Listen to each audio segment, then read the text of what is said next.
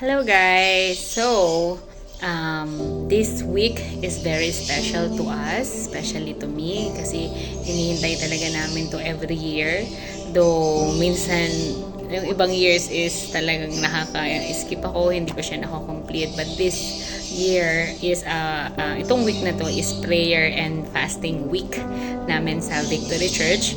So, we as Christian, naiintindihan natin kung ano yung fasting, no? But just to give context for the others, my other friends na hindi, siguro kasi iniisip natin fasting is parang magda-diet lang tayo. But it's not. So, it says here, for us Christians, fasting is stopping activity, usually eating for a period of time, to know and hear God more. So, para mas maging sensitive tayo, we will skip like meal, using of gadgets, yan. Tapos, instead of doing those activities na i-skip natin, we will pray to God. We will read His Word. We will worship Him, reading the Bible, and yun, yung praying. So, these activities is strengthen our relationship with God. So, yun yung gagawin natin sa fasting. Kaya, ang tinawag natin prayer and fasting kasi while we are doing the fasting, we're gonna do praying and activities like reading the Bible to know our God better. So, kanina, nag-prayer meeting kami and yung nag-share sa amin dun is one of our senior pastor. And nakaka-bless yung first day namin kasi we talked about paradise. Pero yung paradise na yun, yung hindi naman sinasabi doon na matitegi na tayo and we're gonna do to paradise agad, which God has promised to us. Pero yung kwento yun ng dalawang tao na kasama ni Jesus nung nakapako sila sa cross, and nakaka-bless lang isipin, no, kasi sa panahon natin wala nang pinapako sa krus kapag sinisintensyahan tayo.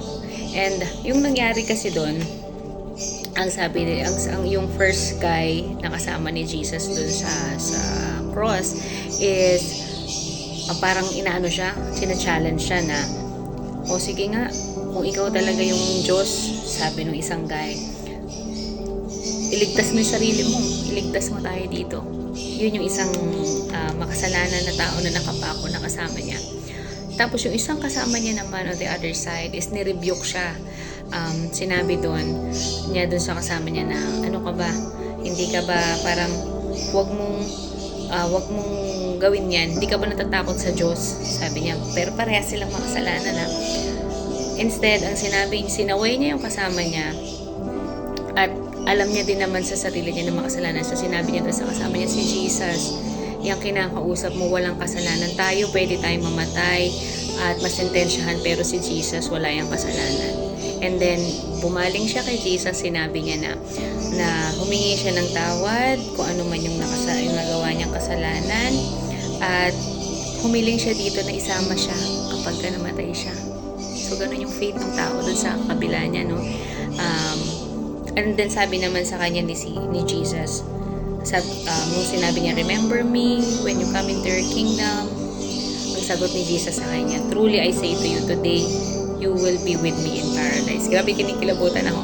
Kasi, alam mo yung mga panahon dati na nakakausap nila si Jesus, no, nakita nila lahat ng miracles, but yet, nung dumating sa time na si Jesus ay ipapako na, hinuhusgahan na ng iba, wala nang nagtatanggol sa kanya. And, kaya, ako, minsan personally, syempre hindi na ako maglalayo pa ng kwento sa sarili ko na lang na minsan pag nakukondem ako, nare-reject ako, something like that, iniisip ko si Jesus. Kung si Jesus nga, hindi naman talaga siya, wala siyang kasalanan, sobrang pure niya, pero na-reject pa din siya, inayawan siya ng tao, hinusgahan siya. So ako pa kaya, mag-iinarte pa ba ako na meron sa akin may ayaw? Minsan naman may nagagalit or naiinis. Siguro, hindi natin alam yung mga spirits ng tao kung anong nakikita nila sa'yo. Minsan, when we are trying to reach out kay Lord na magbago, na ayusin yung buhay natin, doon naman tayo talaga naman na parang hinahatak pabalik doon sa pagiging magagalitin natin and whatsoever. Pero syempre, since yun nga, ang gagawin natin for 2025 is we will focus to Jesus, we will focus to our faith kay Lord, and we will continue to worship Him, pray harder. Hindi natin maiintindi or mapapansin tong mga triggers natin kasi there will be a lot more struggles. There will be problems every day. After the problems and struggles, there will be a solution, there will be a victory. So, paulit-ulit lang yan. Kaya mag-focus lang tayo on our Creator, on Jesus, na kasama natin siya every day. So, yung pag-asa natin, kagaya ng tao na to, parang that time niya lang nakasama si Jesus pero he already heard about what Jesus can do. So, sa panahon natin, meron tayong Bible, we can read, meron mga movies na we can watch kung ano ba yung nangyari kung tinatamad tayo magbasa. Meron din Bible app na yun nagbabasa for us. So there's already a lot more applications and mga resources for us to know more about Jesus and strengthen our faith. And of course, syempre mag-church tayo para doon may mga pastors, may leaders, may accountability leaders tayo sa mga churches na pupuntahan natin. Kung wala pa kayong church naman, we also have Victory Balagtas dito sa may San Juan building. Meron din kami sa Giginto sa loob mismo ng Walter Mart 8 o'clock. Meron din kami sa City Mall ng 4:30. So why I am saying all of this kasi kung wala pa kayong engaged at nalilito pa kayo and you need someone or leaders na to help you out on how you will know more about Jesus kasi hindi na padali ng padali ang mundo. Lalo nating gustong kilalanin ng Panginoon, maraming magti-trigger at hahatak sa atin pabaliktad sa old life natin. So if you wanted guidance, you can reach out to us and we can definitely help you out, pray for you, and kung ano yung hindi mo naiintindihan, we can help you understand. Yun lang guys. Talagang sobrang yung church namin and our leaders na ma-reach out each and every one of you.